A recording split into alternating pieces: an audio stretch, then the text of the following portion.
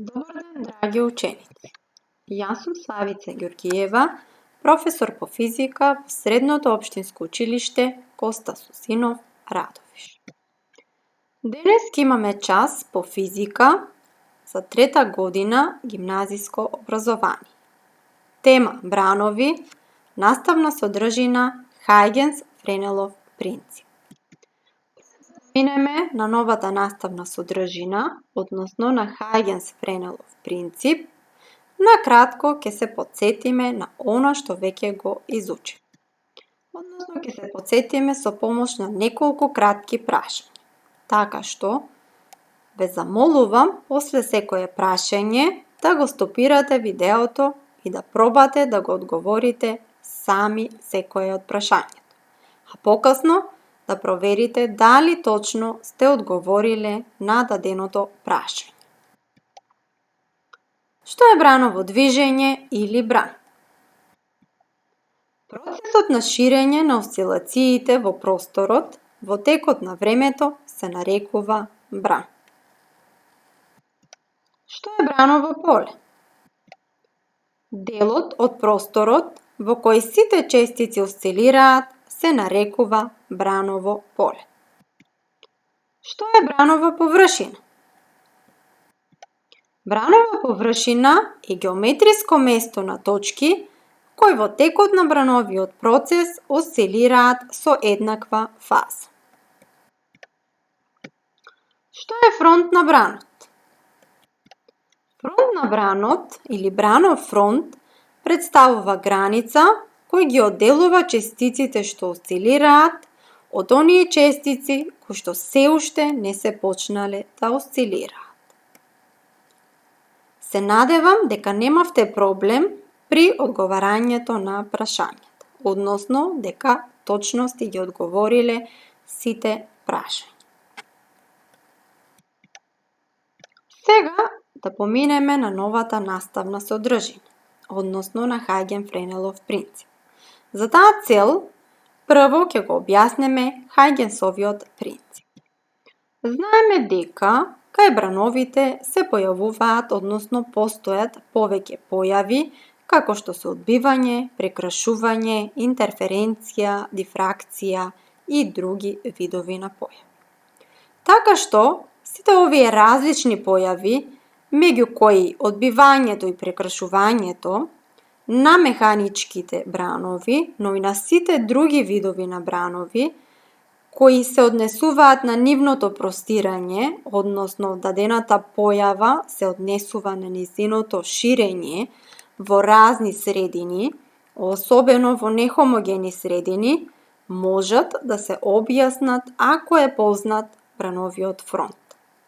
Така што бил познат и општ принцип наречен Хајгенс-Френелов принцип. Овој принцип најпрво бил поставен од холандскиот научник Хајгенс, така што покасно бил надополнет и прифатен од францускиот физичар Френ.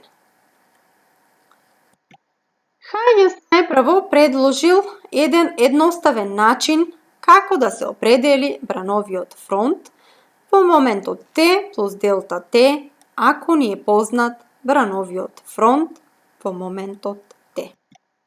Така што Хајгенс предпоставил дека секоја точка од брановиот фронт во моментот Т представува секундарен извор на елементарен сферен бран.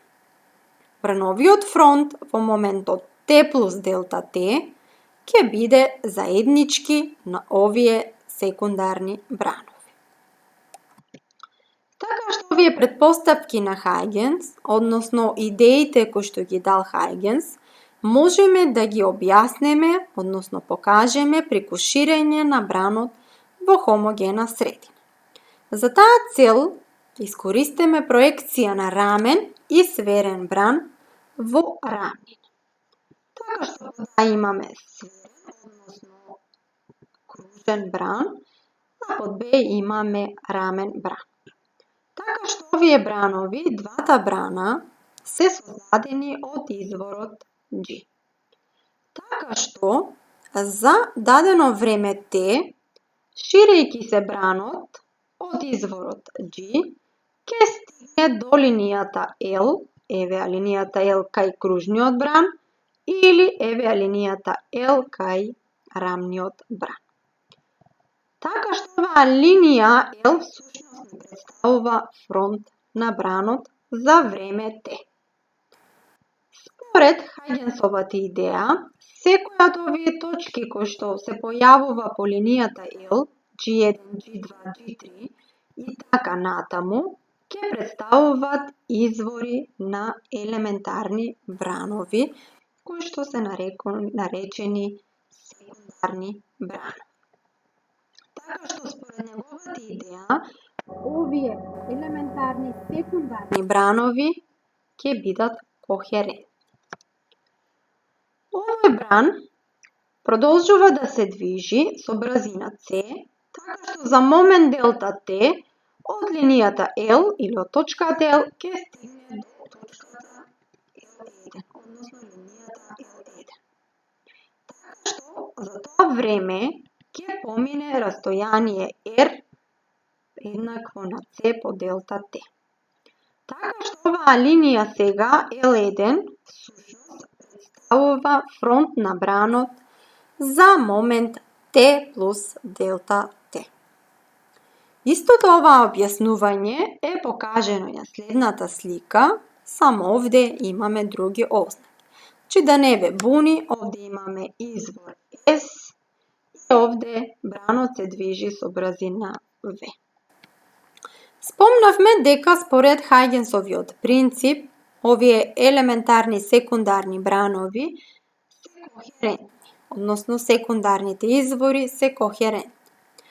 Овој став односно Френел тврдел дека секундарните елементарни бранови кои лежат на брановиот фронт се кохерентни. Кохерентни бранови се брановите кои што се создадени од кохерентни извори. А кохерентни извори се изворите на бранови кои имаат еднаква фреквенција и фазата на осцилирање е еднаква или временски непроменлива. Сега, имајќи ги ставовите и принципите на Хајгенс и на Френел, можеме да го дефинираме Хајгенс-Френеловиот принцип како една целина, односно Хајгенс-Френеловиот принцип гласи: секоја точка на средината до која допрел бранот и самата станува извор на нов елементарен или така наречен секундарен бран. Хајгенс-Френеловиот принцип може да се потврди и со експеримент. И тоа експеримент изведен на бранови на вода. За таа цел ќе ни послужи апаратурата за бранови на вода, која што е дадена на слика 2. Од сликата можеме да забележиме дека таа апаратура всушност се состои од еден плиток сад кој што е наполнет со вода. Така што на едниот крај имаме прецврстено паралелна праволиниска прачка, која што со помош на некое моторче, на кое што е прецврстено, може да осцилира горе-долу. Така што при осцилирањето да ја допира површината на водата. Така што при допирањето на површината на водата ќе се добие рамен бран. Значи, на површината на водата се добива рамен бран, чии бранови фронтови се паралелни прави. Понатаму, на патот на прострирање на овој бранов фронт, ако се постави паралелно една препрека, на која имаме на препреката еден мал отвор. Во тој случај, тој мал отвор всушност ќе стане извор на елементарен кружен бран. Така што после овој отвор ќе забележиме нешто друго дека се случува. Ако на почетокот овде имаме рамен бран, значи паралелен бранов фронт, овде каде што ни е препреката со малиот отвор, кај малиот отвор гледаме дека се создаваат, односно после препреката со малиот отвор, се создаваат кружни бранови. Значи, зад препреката со мал отвор се шири кружен бран.